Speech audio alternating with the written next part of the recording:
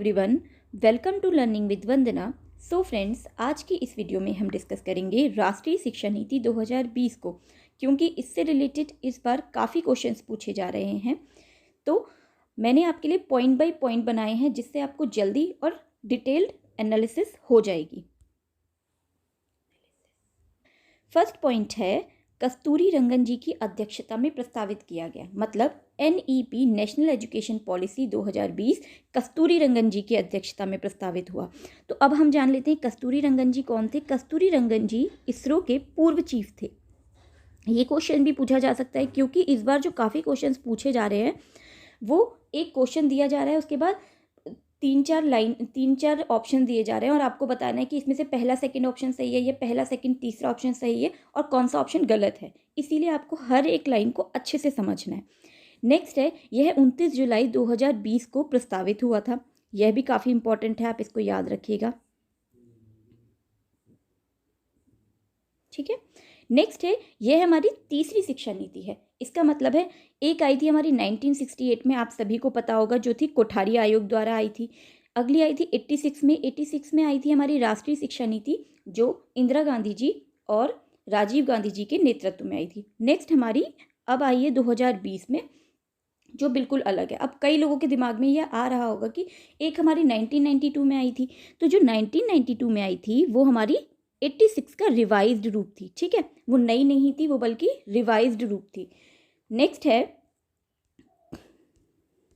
है मानव संसाधन विकास मंत्रालय का अब नाम बदलकर शिक्षा मंत्रालय किया जाएगा। यह भी काफ़ी मोस्ट इंपॉर्टेंट लाइन है कि पहले जिसे हम मानव संसाधन विकास मंत्रालय कहते थे, मतलब मानव संसाधन विकास मंत्रालय के मंत्री कौन थे?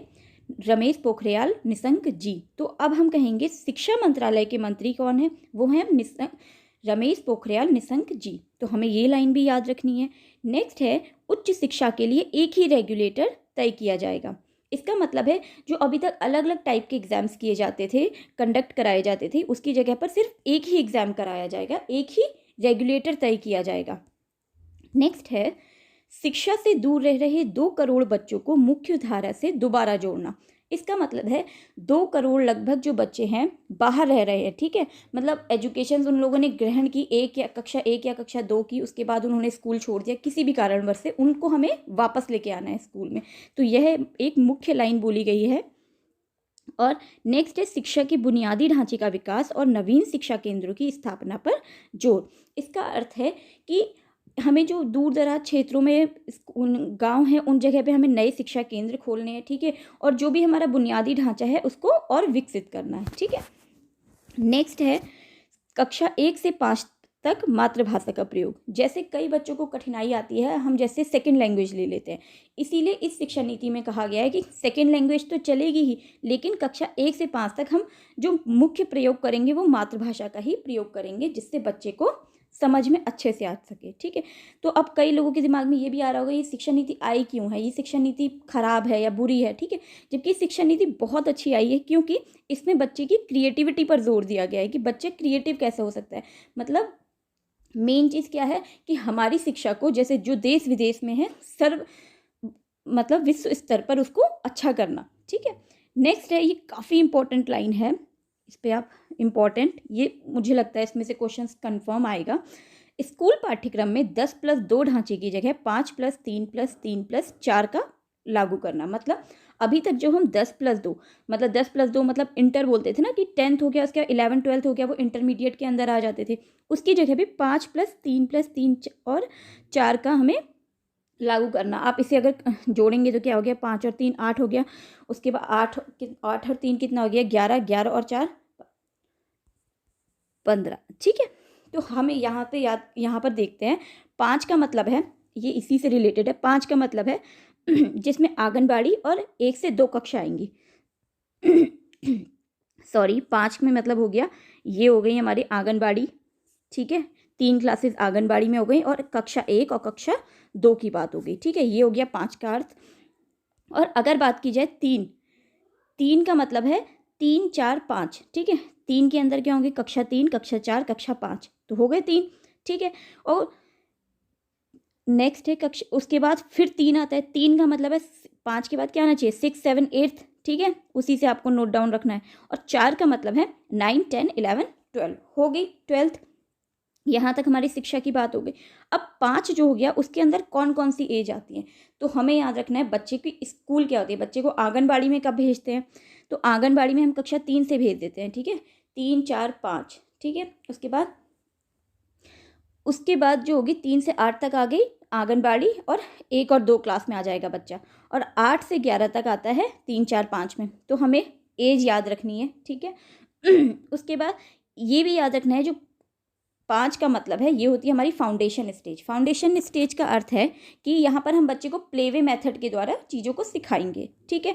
फिर बच्चा अब आ गया जैसे प्रीपेट्री स्टेज में, इसका मतलब है 3, 4, 5 में, इसमें हम बच्चे को तैयार करेंगे आगामी चीज़ों के लिए। नेक्स्ट है मिडिल स्टेज 6, 7, 8। ये काफ़ी इंपॉर्टेंट है क्योंकि इसमें बच्चे को प्रैक्टिकल कराए जाएंगे, इंटर्नशिप कराई जाएगी। सिर्फ बच्चे को किताबी ज्ञान पे ध्यान नहीं दिया जाएगा, बच्चे को प्रैक्टिकल नॉलेज पे भी ध्यान दिया जाएगा। कि कुछ बच्चे अगर पोट्री में थोड़ा ध्यान मतलब उनका इंटरेस्ट है, कुछ लोगों को गार्डनिंग में इंटरेस्ट है, तो थोड़ी थोड़ी चीज़ें उसको प्रैक्टिकली भी कराई जाएंगी। तो ये काफ़ी अच्छी चीज़ें हैं, अगर ये इम्प्लीमेंट अच्छे से हो सके तो ये राष्ट्रीय शिक्षा नीति बहुत अच्छी शिक्षा नीति है। नेक्स्ट है सेकेंडरी स्टेज। तो सेकेंडरी स्टेज में है यहाँ पर बच्चे की इक्वल सब्जेक्ट्स पर इक्वल ध्यान दिया जाएगा। 9th 11 मतलब आपको याद होगा 9, 10th 11, 12th मतलब 9th में हम क्या करते थे, सब्जेक्ट का चूज़ करते थे।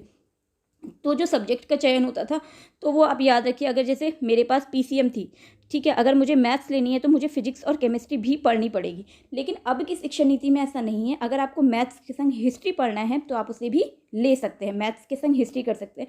आपको कंपलसरी ये सब्जेक्ट्स पढ़ने नहीं पड़ेंगे। तो ये हर सब्जेक्ट्स पर इक्वल ध्यान दिया जाएगा। नेक्स्ट है 2030 तक 100% स्कूली शिक्षा में सकल नामांकन तथा GER माध्यमिक स्तर के बालकों के लिए एजुकेशन फॉर ऑल का नियम। मतलब जो अब 2030 आएगी वहाँ तक एक निर्धारण किया गया है कि 100% बच्चों का नामांकन होना चाहिए स्कूलों में, ठीक है। और GER माध्यमिक स्तर के बालकों के लिए एजुकेशन फॉर ऑल। अब GER क्या होता है, GER का मतलब होता है ग्रॉस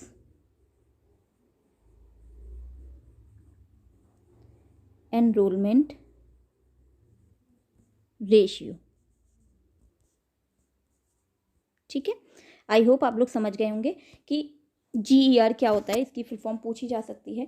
नेक्स्ट है GER हम कैसे निकालते हैं, number of student enrolled in a given level of education, divide करेंगे उसे एज ग्रुप, उसी एज ग्रुप के बच्चों को officially corresponding to the given level of education, और उस टोटल की मल्टीप्लाई करेंगे हम 100 से, तो हमारा निकल के आ जाएगा GER मतलब gross education ratio, gross enrolment ratio. Important चीज़ों को, तो इम्पॉर्टेंट चीज़ों में हम जान लेते हैं कि सबसे पहले जो बच्चों का असेसमेंट होगा वो कैसे होगा। अगर बात की जाए असेसमेंट की, तो बच्चों का असेसमेंट होगा सेल्फ असेसमेंट द्वारा, ठीक है। सिर्फ वही नहीं कि जैसे अभी तक होता था कि लास्ट में बच्चा फाइनल एग्जाम में पास हुआ तो पास, अगर नहीं फेल हुआ तो उसको फेल करार कर दिया जाए, है ना, नहीं, बल्कि अब सेल्फ असेसमेंट होगा। पीयर असेसमेंट की बात की जाएगी, ठीक है, मतलब सिर्फ रट्टाफिकेशन वाले बच्चों को की ही बात नहीं होगी, मतलब सेल्फ असेसमेंट, पीयर असेसमेंट, उसका साल भर में उसका सारी चीज़ें उसको नोटिस किया जाएगा। नेक्स्ट अगर बात की जाए, एक इम्पॉर्टेंट चीज़ है कि जो टीचर्स है, टीचर्स की भी वर्कशॉप की बात की गई है, ठीक है। अगर हम बात करें यहाँ पे सिर्फ बच्चों की बात के बाद हम कर लेते हैं हमारे लिए क्या है, टीचर्स के लिए क्या है, तो टीचर्स की बात की जाए, टीचर्स की भी वर्कशॉप होगी। और उनको जैसे अभी तक तो टीचरों को नहीं सिखाया गया था ना कि बच्चों को बाकी के स्किल्स कैसे सिखाने, तो उनको वर्कशॉप के द्वारा ये चीज़ें सिखाई जाएंगी, ठीक है। और एक चीज़ है बहुत इंपॉर्टेंट मुझे याद आ रही है, पारख, जिसके बारे में हमें पूछा जा सकता है, परख, इसकी फुल फॉर्म क्या है। और हाँ, ये भी याद रखिएगा जो बच्चे का असेसमेंट है वो परख द्वारा ही निर्धारित किया जाएगा, मतलब सर्वांगीण विकास की बात होगी। परख की फुल फॉर्म बोल सकते हैं हम परफॉर्मेंस, ठीक है। A फॉर बोल सकते हैं हम असेसमेंट, R फॉर है हमारा रिव्यू,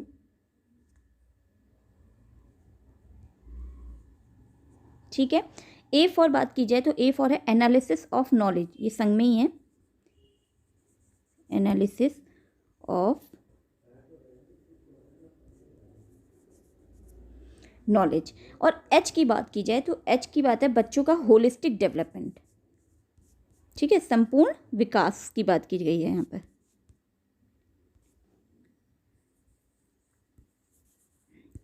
तो आई होप आप लोग समझ गए होंगे, इसकी फुल फॉर्म पूछी जा सकती है performance assessment review analysis of knowledge and H for holistic development. तो आई होप आप लोग समझ रहे होंगे। नेक्स्ट अगर बात की जाए कि जो टीचर्स है, टीचर्स की वर्कशॉप की बात मैंने कर ली।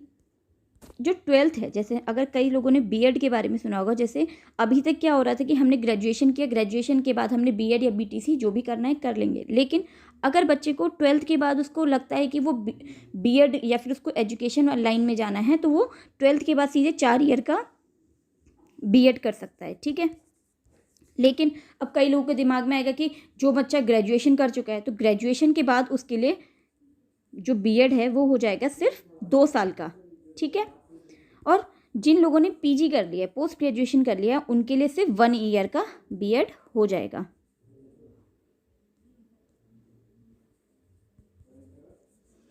अगर बात की जाए नेक्स्ट, एक इम्पॉर्टेंट चीज़ और मेरे दिमाग में आ रही है कि जो यहाँ पर इन लोगों ने कहा है कि जो इस शिक्षा नीति में बात की गई है कि टीचर्स के लिए एक स्टैंडर्ड तय किया जाएगा, ठीक है। यही नहीं कि सीधे मतलब प्रमोशन दे दिया, उनके एग्ज़ाम्स होंगे बीच बीच में, ठीक है, उनके लिए भी एक स्टैंडर्ड तय किया जाएगा। और एक बात की गई है यहाँ पर सीपीडी की। सीपीडी का मतलब क्या है? कंटिन्यूअस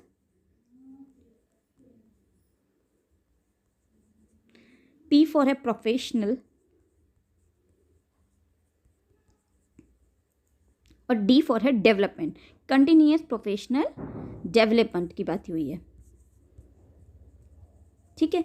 मतलब जो लगातार आपको ट्रेनिंग मिलेगी, ठीक है, और उसके बाद बच्चे मतलब टीचर को भी इनोवेशंस के लिए बच्चों को इनोवेशंस के लिए जो टीचर है वो मोटिवेट करता रहेगा, ठीक है। तो यहाँ पर बहुत क्रिएटिविटी, ताकि बच्चा क्रिएटिविटी कर सके, है ना, इनोवेशन के बारे में सोच सके, वही सिर्फ किताबी ज्ञान के ऊपर उसका ज्ञान सीमित नहीं रहे, ठीक है। मतलब बच्चा आउट ऑफ द बॉक्स भी थिंकिंग कर सके। सो गाइज, ये थी हमारी NEP 2020। आई होप आप लोगों को वीडियो समझ आई हो। यदि आपको वीडियो समझ आई हो तो like, share, subscribe and comment ज़रूर करें। Thank you so much.